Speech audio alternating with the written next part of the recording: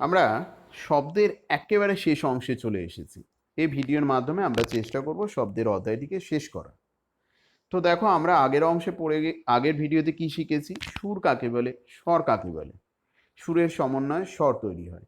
এবার দেখে নেব স্বরের মধ্যে যে সুরগুলো থাকে একেবারে নাম ধরে ধরে তাদের কিভাবে প্রকার করা যায়।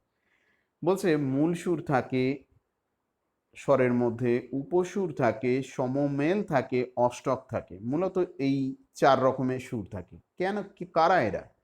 ফান্ডামেন্টাল টোন অর্থাৎ মূল সুর। এটার নাম হওয়া উচিত উপসুর, আমি ইচ্ছে করে কেটেও রেখে দিয়েছি। সেটা হচ্ছে উপসুর, সাপ টোন বলা উচিত। কিন্তু আক্ষরিক অর্থে সাপ বলা হলেও বাস্তবে যখন দেখব তখন এর মান অনুযায়ী দেখলে একে বলা হয়েছে ওভারটোন। কেন দেখতে পরে সমমেলকে বলে হারমোনিক বলে, আর অষ্টক হচ্ছে অক্টেভ। ইংলিশ নামগুলো সঙ্গে সঙ্গে দেখো। আমার মনে হয় সংজ্ঞা বলার থেকে উদাহরণ দিয়ে বোঝো, অনেক সহজে বুঝতে পারবে। মনে করো তোমাদের এখানে একটা স্বরগ্রাম বা স্বরগ্রামের ফ্রিকোয়েন্সিগুলো লিখে দিয়েছি, যেখানে ফ্রিকোয়েন্সিগুলো পরপর ঊর্ধ্বক্রমে লেখা আছে 5 হার্টজ থেকে শুরু হয়ে 100 হার্টজ এবং তারপরেও চলছে। আমি এই কটাই এখানে লিখেছি। তাহলে এখানে অনেকগুলো সুর আছে। দেখো তো টোটাল এই সিরিজটার মধ্যে সবচেয়ে কম মানের সুর কোনটা? অবশ্যই এই 25 হার্টজ। তাহলে কোনো স্বরের মধ্যে উপস্থিত সর্বনিম্ন কম্পাঙ্কের সুরটাকে আমি কি বলবো? সর্বনিম্ন কম্পাঙ্কের সুরটাকেই বলা হবে কি? মূল সুর বলা হবে। ফান্ডামেন্টাল ফ্রিকোয়েন্সি বা ফান্ডামেন্টাল টোন বলা হচ্ছে, যেটা হচ্ছে এখানে 25 হার্টজ। এটা বাদে বাকি সবগুলোকে আমরা কি বলবো? এটা বাদে বাকি সবগুলোকে বলা হবে কি? এর থেকে বেশি যতগুলো আছে। সবচেয়ে কমটাকে যদি মূল সুর বলি, এটা বাদে মানে এর থেকে তো বাকিগুলো বড়, সেগুলোকে কি বলবো? উপসুর। এই উপসুরের কারণেই এর নাম কি বলা হয়েছে? বাংলা থেকে ইংলিশ করলে এর নাম দেওয়া উচিত সাব টোন, না বলে একে ওভারটোন বলেছি, কারণ এরা সবাই হচ্ছে মূল সুরের ঊর্ধ্বে, তাই ওভার হয়েছে। এরপর হচ্ছে হারমোনিক অর্থাৎ সমমেল। সোজা বাংলায় বলতে গেলে মূল সুরের সরল গুণিতক। 12র গুণিতক 12 নিজে একটা, ঠিক তেমনভাবেই মূল সুরের গুণিতক মূল সুর নিজেই একটা, প্রথম গুণিতক। এইভাবে স্বরের মধ্যে মূল সুরে যতগুলো গুণিতক থাকে সেগুলোকে কি বলে? সমমেল বলে। যততম গুণিতক সেই অনুযায়ী সমমেলের নাম হয়। যেমন দেখো আমাদের এখানে উদাহরণ যদি ঘেঁটে দেখি, কি দেখতে পাবো? একটা হচ্ছে প্রথমেই রয়েছে মূল সুর 25 হার্টজ, সে হচ্ছে নিজের প্রথম গুণিতক, তাই এর নাম হচ্ছে প্রথম সমমেল। 50 হার্টজ, সে হচ্ছে 25-এর দ্বিগুণ, মূল সুরের দ্বিগুণ, তাই এর নাম সেকেন্ড সমমেল। তাহলে সেকেন্ড কথাটা হচ্ছে ও 2 নাম্বার অবস্থানে আছে বলে নয়, ও হচ্ছে দ্বিতীয় দুগুণ বলে। ঠিক তেমনই 75 হার্টজ, এর পজিশন দেখে লাভ নেই যে 3 নাম্বার গুণিতক বলে, এর মাঝে আর কেউ নেই। এখানে 25, 25-এর পরে 50, তারপরে কি রয়েছে 75। ব্যাপারটা এরকম নয় যে 1, 2, 3 এসব অবস্থানে কোনো ব্যাপারই নেই। এটা হচ্ছে আমাদের নামটা সেই 3 নাম্বার গুণিতক বলে এটা। তাই এখানে কি বলা হয়েছে? এটাকে তৃতীয় সমমেল বলা হয়েছে। এটা 4 নাম্বার চতুর্থ সমমেল বলা হয়েছে। তাহলে ভেবে দেখো তো, যদি কোনো কারণে এটা তোমাদের না থাকতো, এখানে যদি না দিতাম, তাহলে কি হতো? 25-এর গুণিতক কারা? 25 হার্টজ আছে, 50 হার্টজ আছে, 100 হার্টজ। তাহলে প্রথম হতো কে? 25 হার্টজ। তারপরে কে আছে? 50 হার্টজ। তাহলে 100 হার্টজকে কি বলতাম? 25-এর পরে 50, তারপরে 100 হার্টজকে কি বলতাম? 3 নাম্বার সমমেল। কখনো বলা যায় কি? না তো, অবস্থান অনুযায়ী বলা হবে না। 100টা 25-এর কত গুণিতক? 4 গুণ, তাই ওর নাম, কেউ মাঝানে থাক আর না থাক, ওর নাম সবসময় চতুর্থ সমমেলই হবে। আশা করি বোঝাতে পেরেছি।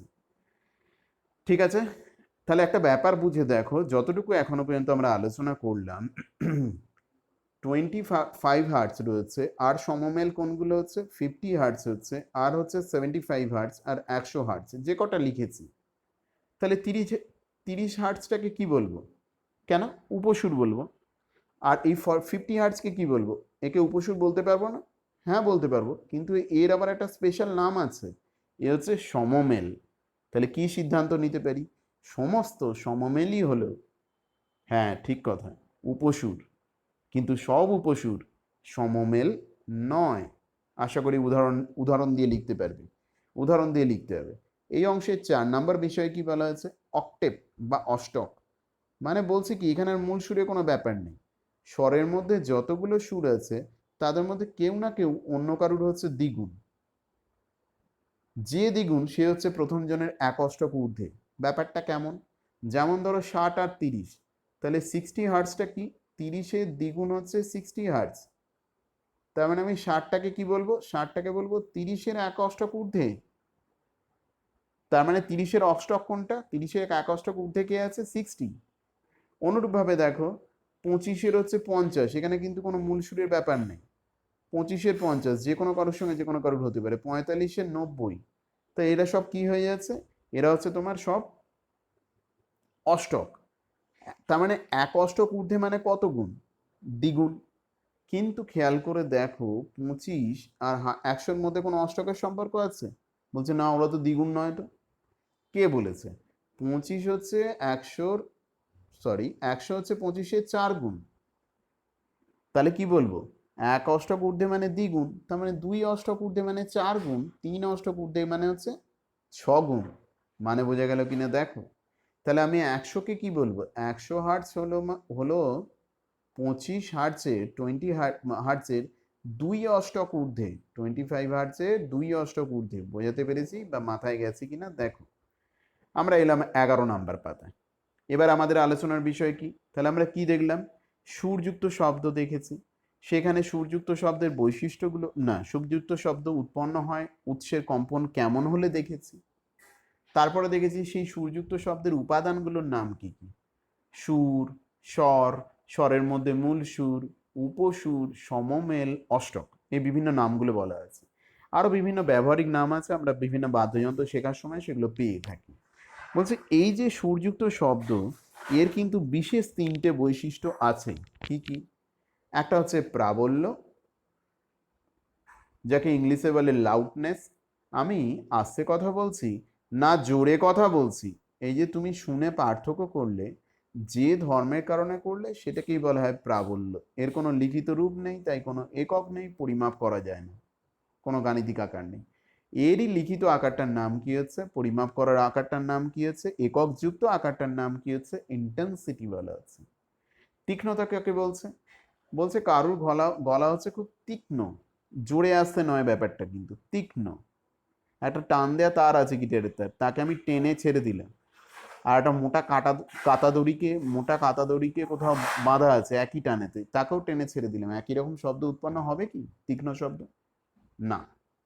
গুণ বা জাতি, গুণ বা জাতি হচ্ছে সুরযুক্ত শব্দের আর একটা বৈশিষ্ট্য। আমরা সব এক এক করে পাট পাট পাট পাট করে দেখাবো। প্রথমে কি বলছে দেখো, প্রাবল্য বা তীব্রতা কাকে বলা হচ্ছে দেখো। সুরযুক্ত শব্দের যে ধর্মের কারণে কেবলমাত্র শব্দ জোরে না আস্তে এটাকে পৃথক করা যায়, সেই ধর্মটাকেই কি বলে? প্রাবল্য বলে। একে কিন্তু পরিমাপ করা যায় না, যেমনটা বলে এলাম। আর এর পরিমাপযোগ্য রাশিটার নাম কি? ইন্টেন্সিটি বলে। ইন্টেন্সিটি বিষয়টা কি? ইন্টেন্সিটি বিষয়টা হলো এরকম। শব্দ মনে করো কোনো একদিকে যাচ্ছে, আমার এখানে ছবিতে যাচ্ছে যেদিকে, সেটা হচ্ছে বাঁ দিক থেকে ডান দিকে যাচ্ছে, শব্দ তরঙ্গ যাচ্ছে। যেটা আঁকছি কিন্তু এটা শব্দ তরঙ্গের ছবি নয়, বারবার বলে দিই, এটা হচ্ছে তির্যক তরঙ্গের ছবি। শব্দ হচ্ছে অনুদৈর্ঘ্য তরঙ্গ। কিন্তু এখানে শুধুমাত্র নয়, উঁচু ক্লাসের বই তো আমরা বারবার শব্দ তরঙ্গ আঁকার সময় কি ব্যবহার করি? তির্যক তরঙ্গ দিয়ে বোঝাই। কারণ তির্যক তরঙ্গের নির্দিষ্ট বিন্দু আছে, কোনটা তরঙ্গ শীর্ষ কোনটা তরঙ্গ পাদ আমাদের জানা আছে। আর শব্দ তরঙ্গ যায় কিভাবে? ঘনীভবন, তনুভবন, এর কোনো নির্দিষ্ট বিন্দু নেই, অঞ্চলে থাকে। আঁকা বড্ড কষ্টকর, কেউ আঁকে না, শুধু লাস্টে বলে দেয় বোঝানোর সুবিধে আঁকা হয়েছে, কিন্তু এটা শব্দ তরঙ্গের ছবি নয়। তাহলে এরকম একটা শব্দ তরঙ্গ এগিয়ে চলেছে, তাহলে শব্দ তরঙ্গের গতির দিক কোন দিকে? From left to right. এই গতিপথে একটা বিন্দুকে কেন্দ্র করে একক ক্ষেত্রফল সমন্বিত একটা তল কল্পনা করলে, তার মানে এটা যদি এক্স অক্ষ হয়, আমি যে রাস্তাটা ধরে নিয়েছি যে বরাবর তরঙ্গটা এগোচ্ছে, তাহলে ওয়াইজেড প্লেনে অর্থাৎ এক্স অক্ষের উপর লম্বভাবে দাঁড়িয়ে আছে এরকম যে কোনো একটা কাল্পনিক তল যার ক্ষেত্রফল হচ্ছে 1, সেই একক ক্ষেত্রফলের মধ্য দিয়ে একক অবকাশে মানে 1 সেকেন্ডে যত পরিমাণ শক্তি অগ্রসর হচ্ছে, শব্দ শক্তি অতিক্রম করে চলে যাচ্ছে ওই দেওয়ালটাকে, ওই কাল্পনিক তলটাকে, সেটাকেই বলা হচ্ছে শব্দের তীব্রতা। কি বললাম শুনে দেখলে কি? বলছে মনে করো এই তলটার ক্ষেত্রফল হচ্ছে এ, এবং টি সময়ে ওকে লম্বভাবে ছেদ করে যাচ্ছে কতটা শব্দ শক্তি, সেটা হচ্ছে তোমার, আমি উদাহরণ হিসেবে বলছি, ই পরিমাণ শব্দ শক্তি। ই ফর এনার্জি, শব্দ তো একটা শক্তি। তাহলে একক ঐকিক নিয়ম কি বলে? ঐকিক নিয়ম বলছে কি দেখো, এ ক্ষেত্রফলের মধ্য দিয়ে টি অবকাশে কতটা শক্তি যাচ্ছে, ই পরিমাণ। তাহলে একক ক্ষেত্রফলের মধ্য দিয়ে একক অবকাশে লম্বভাবে কতটা শক্তি পরিবাহিত হচ্ছে বা অতিক্রম করছে, ই বাই এটি। এ কারণেই বলে একক ক্ষেত্রফলের মধ্য লম্বভাবে অবস্থিত একক ক্ষেত্রফলের মধ্য দিয়ে একক অবকাশে অতিক্রান্ত শক্তি প্রবাহটা কি বলা হচ্ছে, ইন্টেন্সিটির পরিমাপ। গেল কি বোঝা? চলো দেখা যাক আমরা এখানে কি পাই। সেই ঘটনাটাই এখানে দেখানো আছে। দেখো এখানে একটা বর্গ পরিমিত, এর ক্ষেত্রফলটা আমি ধরেই নিয়েছি 1, পি বিন্দুকে কেন্দ্র করে এটা যেটা রয়েছে। এই একক বর্গ পরিমিত স্থানটা কিভাবে রয়েছে, এই যে গতির দিক, এই তরঙ্গের যে গতির দিকটা রয়েছে সেই তরঙ্গের গতির দিকের সঙ্গে লম্বভাবে রয়েছে। তবেই তলটার মধ্য দিয়ে প্রতি একক অবকাশে যে পরিমাণ শব্দ শক্তি অগ্রসর হচ্ছে সেটাকে আমরা কি বলবো, তীব্রতা বলা হবে। তাহলে তীব্রতা মানে কি? তীব্রতা মানে হচ্ছে শক্তি বাই ক্ষেত্রফল গুণিতক সময়, যেমনটা দেখিয়ে এলাম। শক্তির একক কি তোমরা তো পড়ে এসছো, 9 শেষে চলে এসছো, জুল। শক্তির একক জুল। বাই কি বলবো, ক্ষেত্রফলের জন্য কি বলা হবে, মিটার, বর্গ মিটার পাচ্ছি। সময়ের জন্য ব্যবহার করেছি সেকেন্ড, পুরোটাই এসআই পদ্ধতিতে হয়েছে, এমন কোনো ব্যাপার না এসআই দিয়ে করতে হবে, এসআই সিজিএসও করতে পারো। তাহলে এখান থেকে আমি কি পাবো দেখো, তোমরা ক্ষমতার চ্যাপ্টারে পড়েছো জুল পার সেকেন্ডকে কি বলে, ওয়াট। তার মানে পুরো আকারটা কি দাঁড়ালো, ওয়াট প্রতি বর্গ মিটার। এটাই হচ্ছে তীব্রতা বা শব্দের তীব্রতার একক, ওয়াট প্রতি বর্গ মিটার। তাহলে আমি বলতে পারি মাত্রা কি করে বার করব, কেন এটা হচ্ছে শক্তির মাত্রা মানে কার্যের মাত্রা, ক্ষেত্রফলের মাত্রা, সময়ের মাত্রা বসিয়ে দিয়েছি ক্যালকুলেশন করে, আর তো কিছু কাজ নেই। মাথায় রাখবে তীব্রতা কিন্তু কারণ, আর প্রাবল্যটা হলো তার ফলাফল। অর্থাৎ কোনো দূর থেকে শব্দ আসছে, সে আমাকে অতিক্রম করে গেল, যত বেশি পরিমাণ শব্দ শক্তি অতিক্রম করে গেল আমি তত জোরে শুনতে পারবো। তার মানে ইন্টেন্সিটি যত বেশি হবে তার প্রাবল্য তত বাড়বে, ইন্টেন্সিটি যত কম হবে তার প্রাবল্য তত কম হবে। নিচে একেবারে একটা গাণিতিক আকার লিখে রেখেছি, এটা আছে উঁচু ক্লাসে, কিন্তু জেনে রাখা বা পরিচিত হয়ে রাখাটা খুব জরুরি। বলছে একটা বিন্দুকে কেন্দ্র করে একক ক্ষেত্রফল যা কিনা শব্দের গতিপথের সঙ্গে লম্বভাবে দাঁড়িয়ে আছে, আশা করি এই ধারণাটা এতক্ষণে পেয়েছো। এই রেখাটার সঙ্গে লম্বভাবে আছে, তলটার সঙ্গে রেখার কোণ কত, 90 ডিগ্রি। মানে একটা খাতার পাতার ওপর পেনকে যদি লম্বভাবে দাঁড় করিয়ে দিই, পেন বরাবর শব্দ তরঙ্গটা যাচ্ছে এবং পাতাটাকে ভেদ করে যাচ্ছে, এটাই, আর কিছু বলিনি। তো এই শব্দ তরঙ্গকে ছেদ করে যাচ্ছে। তো বলছে তাহলে ইন্টেন্সিটি কিভাবে বার করে, জানো, এই উঁচু ক্লাসের জটিল ব্যাপার জেনে তো লাভ নেই, আমি শুধু গাণিতিক আকারটা চেনার চেষ্টা করি, আশা করি তোমরা সেটা চিনতে পারবে। পরিচয়টা রাখা, আর কিছু না। কি বলা হচ্ছে দেখো, পরিচয়তে বলা হচ্ছে এটা হবে, ইন্টেন্সিটিটা কত হবে, 2 পাই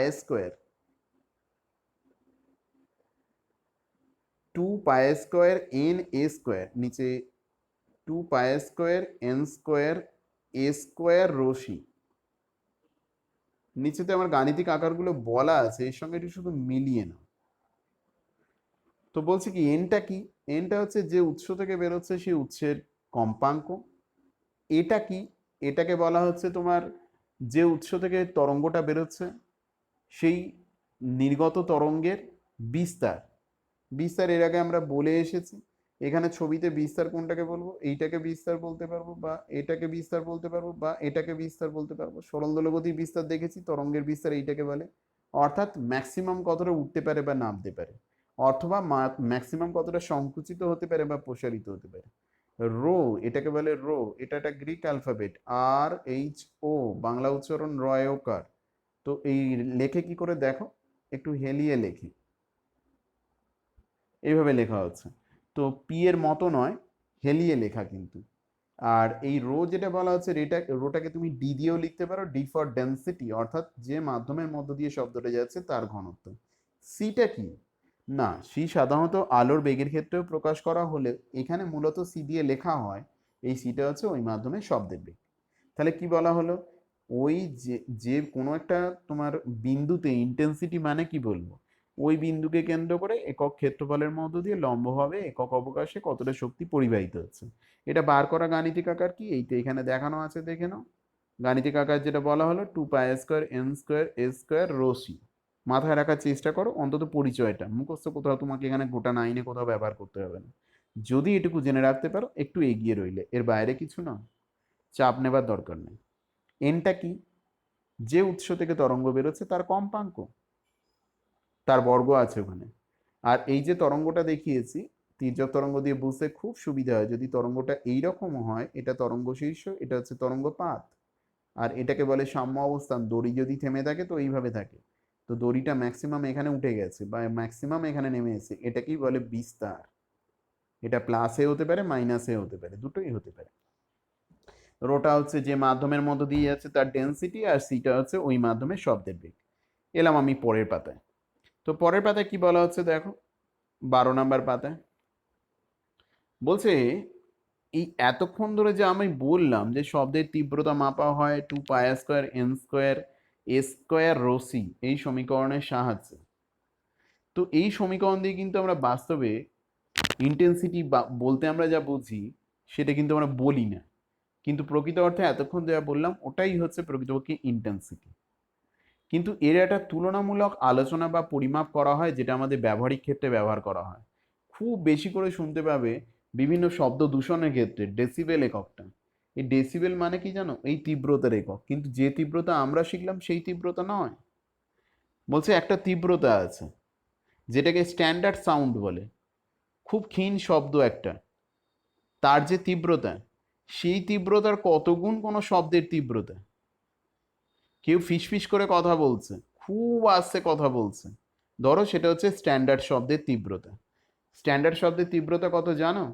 স্ট্যান্ডার্ড শব্দের তীব্রতা হচ্ছে 10⁻⁻12 ওয়াট প্রতি বর্গমিটার। 10⁻12 ওয়াট প্রতি বর্গমিটার মানে ভাবো 10⁻12 ওয়াট মানে 0.11 তারপর একটা 1 joule per second metre square, মানে প্রতি একক প্রতি বর্গমিটার স্থানের মধ্য দিয়ে প্রত্যেক সেকেন্ডে লম্বভাবে কতটুকু শক্তি যাবে?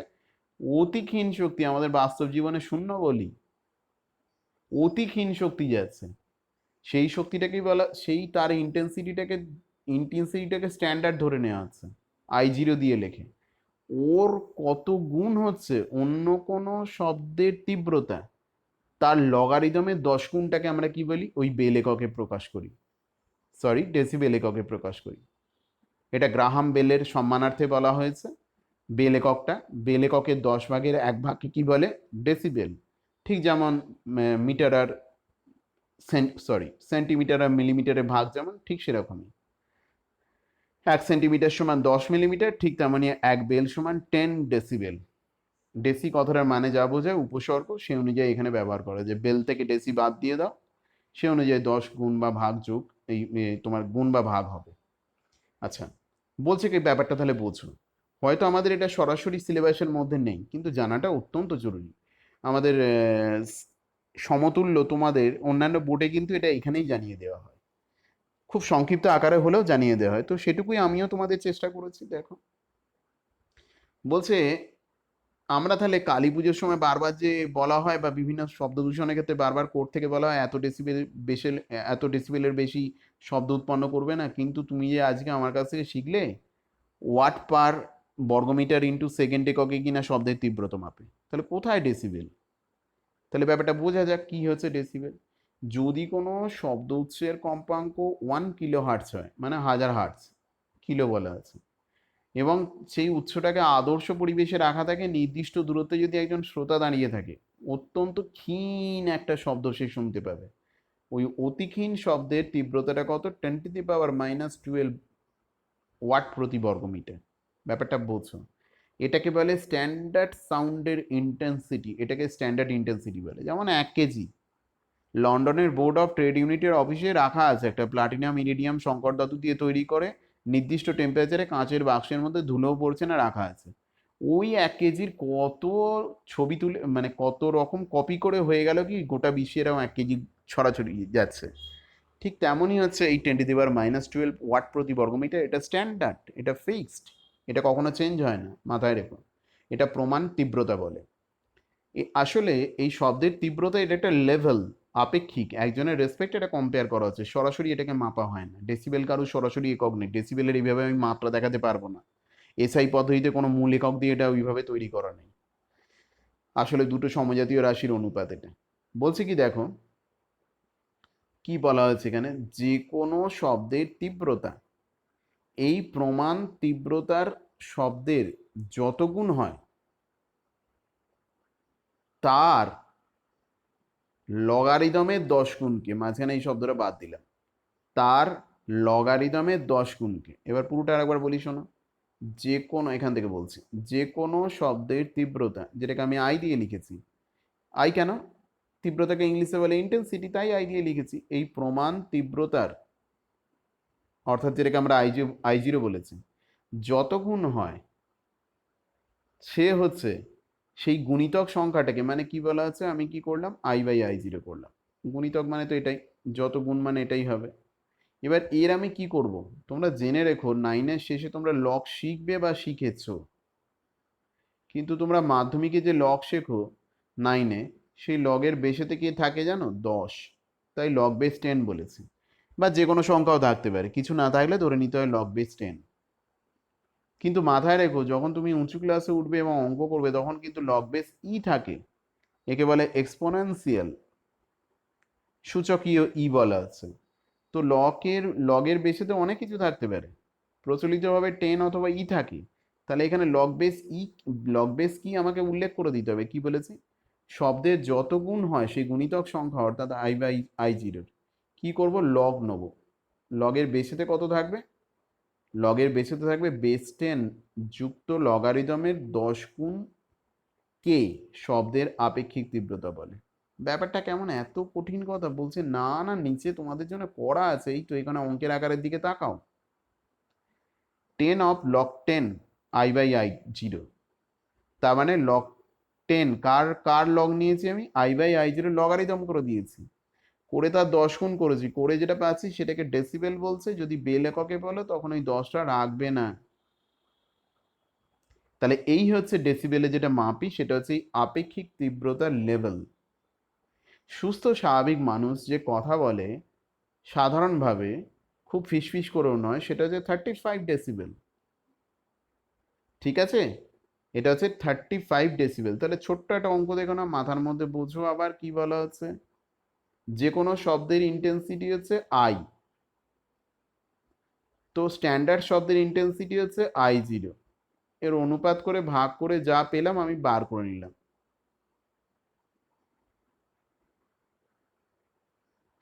পেনটা খুবই সমস্যা করছে, সরি, এটাকে আমি ভাগ করে বার করে নেওয়া হলো।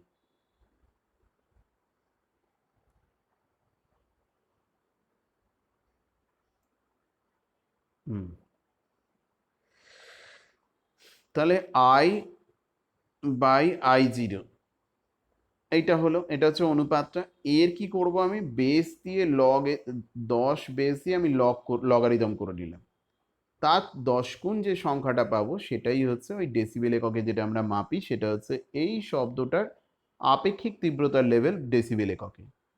এই গাণিতিক আকারটাকেই বলে, যেমন পিএইচ এর সংজ্ঞা লগারিদমের আকারে বলেছিলে, এটাকেই নিজের ভাষায় বলতে পারবে। কি বলেছি দেখবে, কোনো প্রমাণ শব্দের, কোনো প্রমাণ নয়, প্রমাণ শব্দের সাপেক্ষে কোনো শব্দের তীব্রতা যত গুণ হয় সেই গুণিতক সংখ্যাটা, অর্থাৎ এই ফার্স্ট ব্র্যাকেটের পার্টটা লগ বেস 10 করে যা পাবো তার 10 গুণকে কি বলা হয়, তার 10 গুণকে বলা হচ্ছে ডেসিবেল এককে আপেক্ষিক তীব্রতার লেভেল বলছে।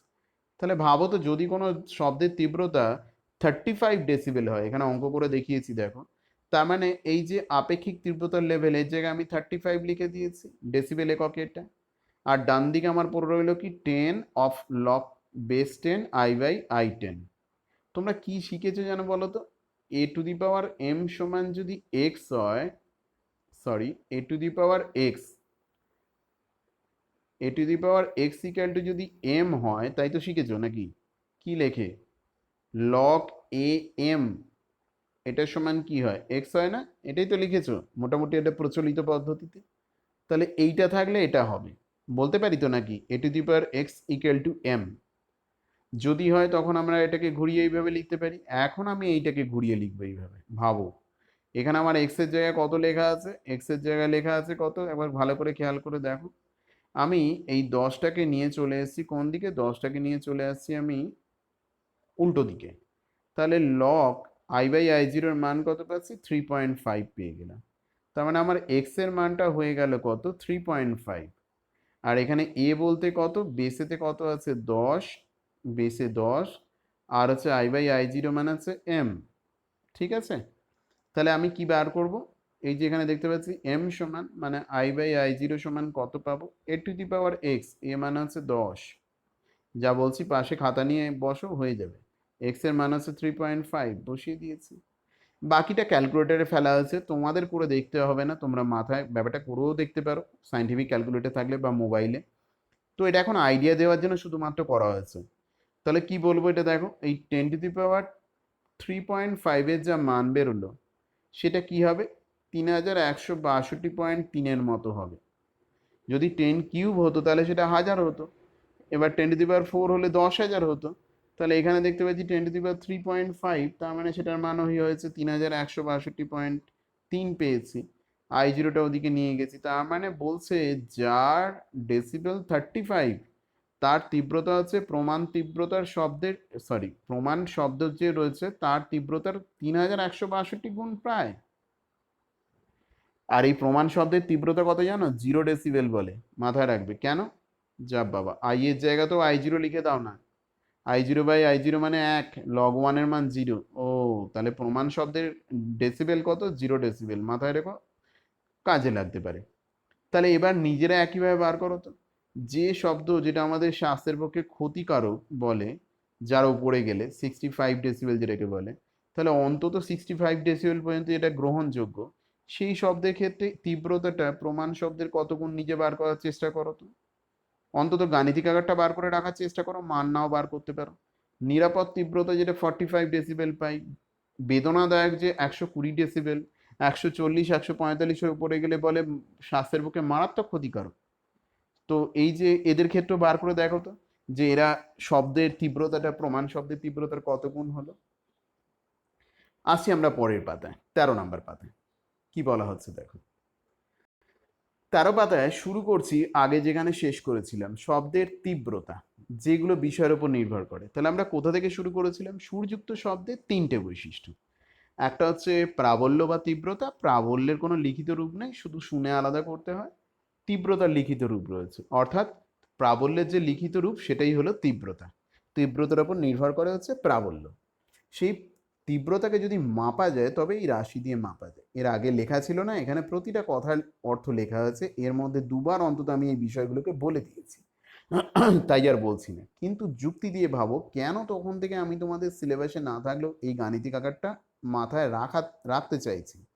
কারণ হচ্ছে এই ফিজিক্সটা হলো মুখস্থ করার বিষয় না, একটু বুঝতে পারলে তোমার মুখস্থের খাটুনিটা কমে যাবে। দেখো আই সমান দেওয়া আছে 2πa², পাই² মানে তুমি জানো, পাই² মান হলো 3.14² মানে 9.86, ক্যালকুলেটারে চেক করে নিতে পারো। তো ওটা ধ্রুবক, বাদ দিয়ে দিতে পারো। তো বাকিগুলো যদি ধ্রুবক হয় আমি তাহলে কি বলতে পারি, যদি এক একটা করে ধরি, যদি শুধু কম্পাঙ্ককে যদি ধরি, বা শুধু বিস্তারকে, এখানে প্রথমে বিস্তার দেখিয়েছি মানে অ্যাম্পলিটিউড মানে এ, বাকি সব ধ্রুবক, ধ্রুবক তুলে দিয়েছি, তার মানে ভ্যারিয়েশন চিহ্ন চলে এসেছে। এবং তখন কি হয়েছে, ইন্টেন্সিটি বা তীব্রতা হচ্ছে তরঙ্গের বিস্তারের বর্গের সঙ্গে সমানুপাতে পরিবর্তিত হয়। তার মানে কি বুঝলাম, আলোর তুলনায় শব্দের কি বেশি, আলোর তুলনায় শব্দের একই কম্পাঙ্কের যদি হয়, যদি একই কম্পাঙ্কের হয়, সাধারণত একই কম্পাঙ্কের হয় না বলে এই ঘটনাটা আমরা পর্যবেক্ষণ করতে পারি না। 1 মিনিট বলছি। তাহলে শেষ কোথায় যেন পড়লাম, তীব্রতা কার সঙ্গে পাল্টাচ্ছে, বিস্তারের সঙ্গে সমানুপাতে, বর্গের সমানুপাতে পরিবর্তিত হচ্ছে। আর বিস্তার ব্যাপারটা ধারণা আশা করি দিয়ে গেছে, এটা আসলে তরঙ্গের আকার। মানে আমি ধরো যদি তির্যক তরঙ্গের ছবি দিয়ে বোঝাবার চেষ্টা করি, এই একটা ধরো শব্দ তরঙ্গ, আর ধরো এটা হচ্ছে আর একটা শব্দ তরঙ্গ,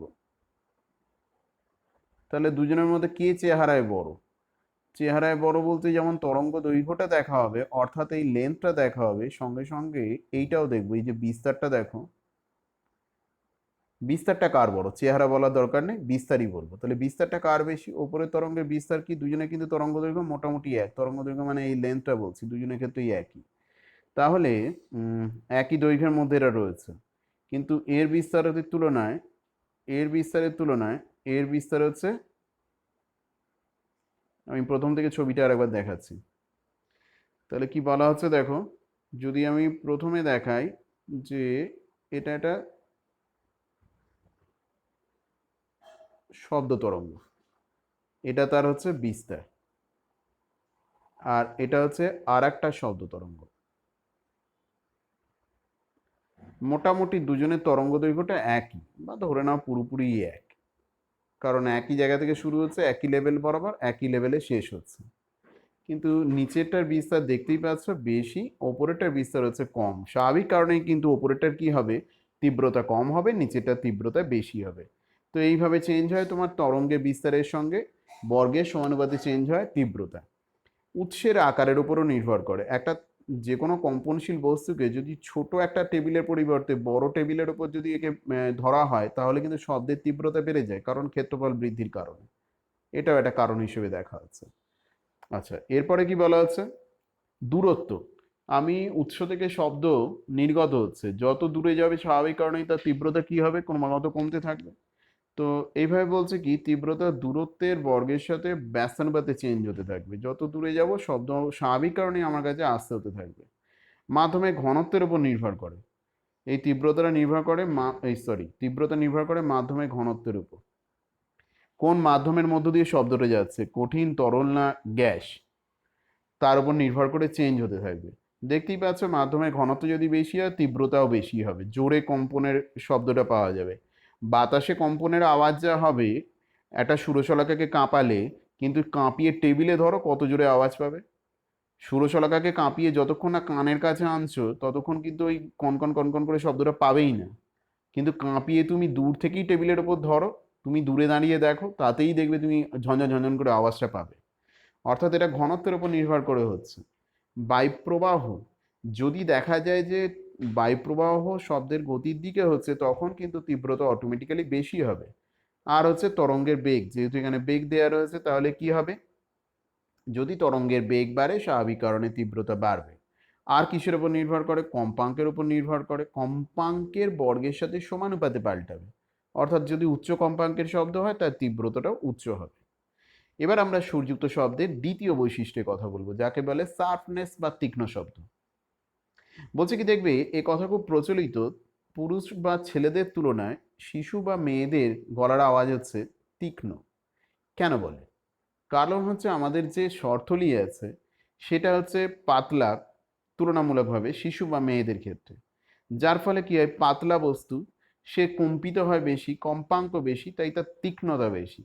তার মানে তীক্ষ্ণতা হচ্ছে এমন একটা ধর্ম যাকে মাপা যায় না, যার কোনো একক নেই, তাই মাত্রা বলেও কিছু নেই। এটাকে শুধু অনুভব করতে হয়, প্রাবল্যের মতো। ধারালো শব্দ, ভোঁতা শব্দ, চড়া শব্দ, খাদের শব্দ।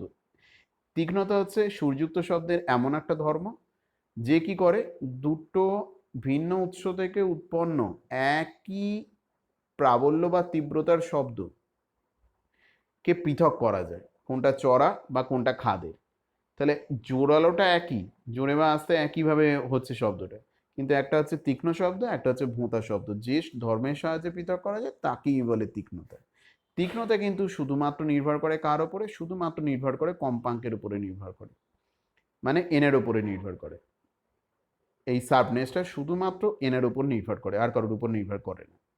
আচ্ছা, এটা প্রবাদ বাক্যের মতো বলা হলো, এর পেছনে বিজ্ঞান রয়েছে। সেটা কি, সেটা হচ্ছে ফাঁকা কলসির আওয়াজ বেশি। কলসি যখন ফাঁকা থাকে, স্বাভাবিক কারণে, এর অন্য কারণ থাকলেও স্বাভাবিক কারণে দেখা যাচ্ছে ওর যে উৎপন্ন শব্দের তীক্ষ্ণতাটা বেশি হয়, কারণ বাতাসের পরিমাণ বেশি থাকে। ব্যাখ্যা আমরা পরে উঁচু ক্লাসে আরও ডিটেলসে পাবো। তো বাতাসের পরিমাণ বেশি থাকার কারণে অনুনাদ তৈরি হয়, সে কারণে তীক্ষ্ণ কম্পাঙ্কের শব্দ উৎপন্ন হয়, সে কারণে আওয়াজটাও তুলনামূলকভাবে বেশি হয়। শুধু এটা মাথায় রেখো, তীক্ষ্ণতা কিন্তু কেবলমাত্র কি করা যায়, অনুভব করা যায়, মাপা যায় না, যেটা বলে এলাম আগে। আমরা এলাম আমার 14 নাম্বার পাতায়, যেখানে আমরা জানতে পারবো সুরযুক্ত শব্দের 3 নাম্বার বা শেষ বৈশিষ্ট্য।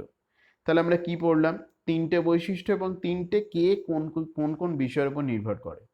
গুণ বা জাতি, বলছে দুটো ভিন্ন বাদ্যযন্ত্র থেকে একই তীব্রতার, একই তীক্ষ্ণতার দুটো শব্দ বেরোলো, তাহলে তুমি শুধু শুনে বলে দেবে না দেখে কোনটা ভায়োলিনের শব্দ, কোনটা হচ্ছে গিটারের শব্দ, কোনটা তানপুরার শব্দ। এদের সবারই কিন্তু তীব্রতা এক, এদের সবারই তীক্ষ্ণতা কি একই। তাহলে যে ধর্মের সাহায্যে কোনটা কোন বাদ্যযন্ত্র আমি শুনে বলে দিতে পারবো, সেই ধর্মটাকে কি বলে? গুণ বা জাতি অথবা কোয়ালিটি বলে। এই কোয়ালিটি বা গুণ বা জাতি নির্ভর করে কোন কোন বিষয়ের উপর নির্ভর করে? তিনটে বিষয়ের উপর।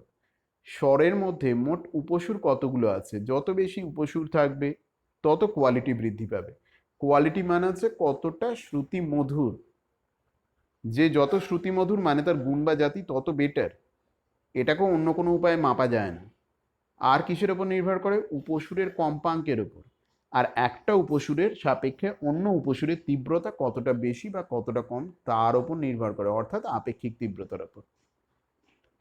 তোমরা জানো আশা করি, দুমুখ খোলা বাঁশির তুলনায় এক মুখ খোলার বাঁশির আওয়াজ শুনতে কিন্তু অত ভালো লাগে না। কিন্তু যদি বাঁশিটা দুমুখ খোলা হয়, সাধারণত দু ধরনের বাঁশি পাওয়া যায়, দুমুখ খোলা বাঁশির আওয়াজ কিন্তু খুব মিষ্টি হয়। কেন জানো? আমরা যখন 11-এ উঠে পড়বো জানতে পারবো, দুমুখ খোলা বাঁশিতে অনেক বেশি উপসুর পাওয়া যায়। আর এই উপসুরের সংখ্যার জন্যই, সংখ্যার আধিক্যের জন্য দুমুখ খোলা বাঁশি থেকে যে শব্দ পাওয়া যায় তার শব্দটা অনেক শ্রুতি মধুর হয়। এবার আমরা দেখব যে অংশটা, সেটা হলো তোমার সিলেবাসে নেই কিন্তু জানার দরকার আছে। কি সেটা? সেটা হচ্ছে কম্পনের ধরন। কি বলা আছে দেখো, প্রথমে হচ্ছে সবাস কম্পন, পরবাস কম্পন, আর হচ্ছে অনুনাদ। কি ব্যাপারটা অত্যন্ত দ্রুত বলে নিচ্ছি দেখো। সবাস কম্পন, পরবাস কম্পন এবং অনুনাদ। এক এক করে আমরা দেখি সবাস কম্পন কাকে বলে। বলছে দেখো, প্রত্যেকটা বস্তু তার নিজের আকার, আকৃতি ও স্থিতিস্থাপকতা ধর্ম, ঘনত্ব, এইরকম মৌলিক ধর্মগুলোর কারণে তার নিজস্ব একটা কম্পাঙ্ক রয়েছে। ও যদি ওই কম্পাঙ্কেই কম্পিত হয় তখন তাকে বলে সবাস কম্পন। আর যদি বাইরে থেকে কোনো কম্পনশীল বল, মানে পরিবর্তনশীল বল, পিরিয়ডিক্যাল ফোর্স, কম্পনযুক্ত যে যার কম্পাঙ্ক আছে, যার মান পর্যায়ক্রমে চেঞ্জ হচ্ছে, এরকম কোনো ফোর্স যদি ওই বস্তুকে কম্পনে বাধ্য করে তখন সেই কম্পনটাকে কি বলে? পরবাস কম্পন বলে। ঠিক আছে, কিন্তু যখন কোনো বস্তু পরবাস কম্পনে কম্পিত হতে থাকে, মনে করো কারুর সবাস কম্পনের কম্পাঙ্ক হচ্ছে 70 হার্টজ, আর পরবাস কম্পনের কম্পাঙ্ক হচ্ছে 80 হার্টজ, মানে ওকে জোর করে কাঁপানো হচ্ছে কত? 80 হার্টজে কাঁপানো হচ্ছে। আর ও নিজে থেকে কাঁপতে চায় কত? নিজে থেকে কাঁপতে চায় হচ্ছে 80 হার্টজে কাঁপতে চায়। ঠিক আছে, পেনটা বড্ড অসুবিধে করছে, আমি দেখি এখানে চেষ্টা করে একবার দেখাবার। মুখটা পাল্টাতে হবে, সরি। দেখো, তাহলে বলছে ধরো এটা 70 হার্টজ, তবু এখানে কিছুটা লেখা যাচ্ছে না। তাহলে এটা হচ্ছে, আর ওকে কাঁপানো হচ্ছে কত? 80 হার্টজে। আমি মুখে বলছি, এভাবে হবে না, শুনতে থাকো, আমি বলে যাচ্ছি।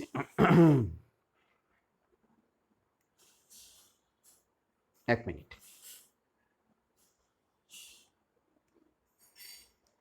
বলছি কি দেখো, তাহলে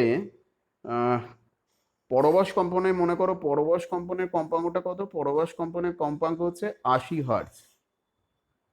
ঠিক আছে,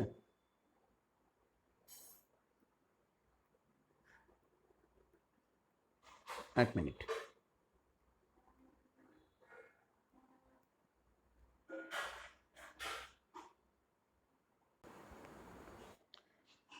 সবাস কম্পনের কম্পাঙ্ক হচ্ছে 70 হার্টজ, আর পরবাস কম্পনের কম্পাঙ্ক হচ্ছে 80 হার্টজ। হয়েছে? তাহলে যখন ও হ্যাঁ, পরবাস কম্পনের উল্টো বললাম কিনা জানি না, খেয়াল করো। পরবাস কম্পনের কম্পাঙ্ক যদি 70 হার্টজ হয়, এটাই ঠিক। ওকে যদি পরবাস কম্পনেও কম্পিত হতে থাকে আর নিজস্ব কম্পাঙ্ক যদি 70 হার্টজ হয়, তাহলে ও যেই 80 হার্টজে কম্পিত হতে শুরু করবে, যত সময় যাবে শক্তি ক্ষয়ের কারণে ধীরে ধীরে ওর কম্পাঙ্ক গিয়ে পৌঁছবে 70 হার্টজে, অর্থাৎ ওর নিজস্ব কম্পাঙ্কে। তার মানে তখন কি হবে, পরবশ কম্পনের কম্পাঙ্ক আর সবশ কম্পনের কম্পাঙ্ক ম্যাচ করে যাবে। অর্থাৎ বস্তু নিজে যে কম্পাঙ্কে কম্পিত হতে চায়, পর্যাবৃত্ত বল ওকে সেই কম্পাঙ্কেই কম্পিত করতে চাইছে, তখন বস্তুটা স্বইচ্ছায় তীব্রতরভাবে আগের থেকে জোরালোভাবে কম্পিত হবে। এই ঘটনাটাকে কি বলে জানো? এই ঘটনাটাকে বলে অনুনাদ বলে বা রেজোন্যান্স। বিভিন্ন বাদ্যযন্ত্রের ভেতরে যে ফাঁপা করা থাকে, হারমোনিয়াম, গিটার, তানপুরা, সব কিছুর পিছনে কারণ হচ্ছে এইটাই। কারণ ওপরের কম্পনটা ভেতরের ফাঁপা অংশের বাতাসের মধ্যে ছড়িয়ে দিয়ে কি করা হয়, বাতাসকে জোর করে কম্পিত করা হয়। একটা সময় দেখা যায় বাতাসের ক্ষেত্রে অনুনাদ তৈরি হয়েছে, তার ফলে জোরালো শব্দ তৈরি হয়। তো এই বিষয়টা খুব সংক্ষেপে জেনে রেখো। এই কারণে সেনাবাহিনীকে কি করা হয়, ওই ব্রিজের ওপর দিয়ে মার্চ করে যেতে যেতে যেতে বারণ করা হয়, কারণ ওরা একই তালে পা ফেলে, পা তোলে। এর ফলে ব্রিজটা কম্পিত হতে থাকবে। ব্রিজ হচ্ছে রিজিড বডি, সে সহজে মানে ভেঙে পড়ে, মচকায় না। সেই কারণে কি হবে, যত এটা জোরালোভাবে আন্দোলিত হতে থাকবে, ওদের পায়ের তালে কম্পিত হতে থাকবে, তখন একটা সময় কি হবে, অনুনাদ তৈরি হবে এবং ওটা ভেঙে পড়বে জোরালো কম্পনের জন্য। আমরা চলে এসেছি একেবারে লাস্টের অংশে। খুব সে কারণে একটু ভিডিওটা আমার বড় হয়ে গেছে, যেহেতু এরপরে আর করবো না বলে, এটাই শেষ করবো বলে। তো এটা বই থেকে করো। আর শব্দ দূষণের অংশটা একেবারে সাধারণ জ্ঞানের মধ্যে, যদিও শব্দ দূষণের একটা অংশ আমি বলেই দিয়েছি। তো ডেসিবেল অংশটা তো বলছে কি, এই ছবি এঁকে প্র্যাকটিস করার দরকার নেই, কিন্তু এই ছবির কোনটা কি অংশের কাজ সেটা একটু মাথায় রেখো, এটাই যথেষ্ট। তো বলছে কি দেখো, এখানে কানের মোট 3টে পার্ট। প্রথম পার্টটা হচ্ছে এই অংশটা, এটাকে প্রথম পার্ট বলা হচ্ছে। এই পুরো পার্টটা হচ্ছে প্রথম পার্ট। এর মধ্যে আবার 3টে অংশ আছে। প্রথম পার্টটাকে কি বলছে, এই প্রথম পার্টটা হচ্ছে বহির্কর্ণ, মাঝের অংশটা হচ্ছে এইটা, এটাকে বলা হয় মধ্যকর্ণ, লাস্টে রয়েছে অন্তর্কর্ণ রয়েছে। তো এই যে বহির্কর্ণ বলছে, এর 3খানা অংশ রয়েছে। প্রথম হচ্ছে কর্ণছত্র। দেখবে তুমি রাস্তাঘাটে চলতে চলতে এই যে কানের পাতা, যেটাকে আমরা চলতি কথায় বলি, হাতটাকে বেঁকিয়ে বেঁকিয়ে যদি ওর বাইরের দিকে ধরো, তাহলে দেখবে জোরে আরো শব্দ শুনতে পাচ্ছ। এ কিন্তু ওই কাজটাই করে, যে কোনো শব্দকে আটকে দেয় এবং কানের ভেতরে ঢুকিয়ে নেয়। তার মানে প্রতিফলিত করে শব্দকে কানের ভেতর ঢোকানোই হচ্ছে এর কাজ, আটকে দিয়ে।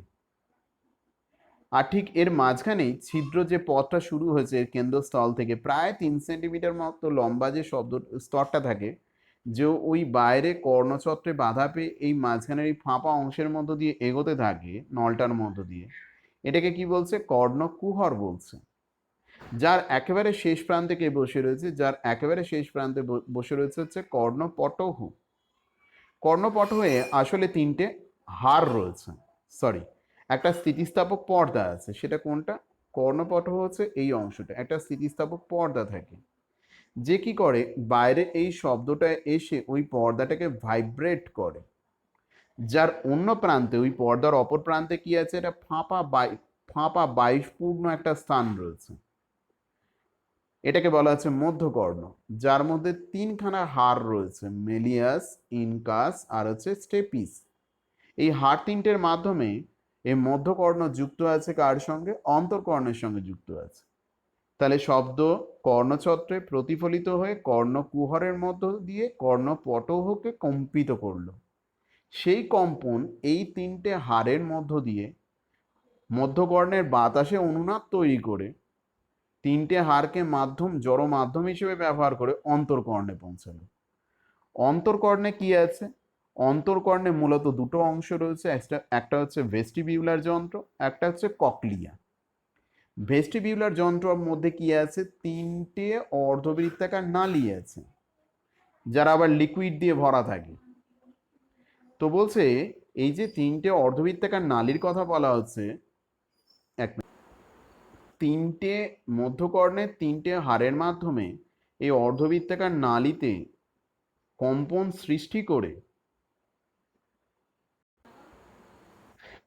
সৃষ্টি করে এবং সেই কম্পন এসে পৌঁছে হচ্ছে অন্তর্কর্ণের দ্বিতীয় পার্ট, যাকে বলা হচ্ছে ককলিয়া, শামুকের মতো পেঁচানো অংশ, যার মধ্যে সেন্সর রয়েছে, অর্থাৎ শব্দ গ্রাহক যন্ত্র রয়েছে, এবং সে উদ্দীপ্ত হয়ে ওঠে।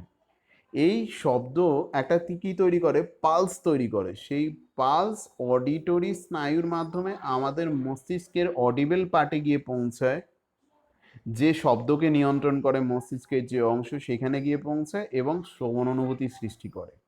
সংক্ষেপে প্রতিটা অংশের গঠন আর কাজ পড়ে রাখবে এবং কিভাবে শব্দটা অগ্রসর হয়ে মস্তিষ্কে পৌঁছাচ্ছে এবং শ্রবণ অনুভূতি তৈরি করছে সেটুকু মাথায় রেখো। তো এই হলো আমাদের শব্দের চ্যাপ্টার। শেষ করছি আজকের মতো এখানে। 45 মিনিট হয়ে গেছে, এই জন্য দুঃখিত।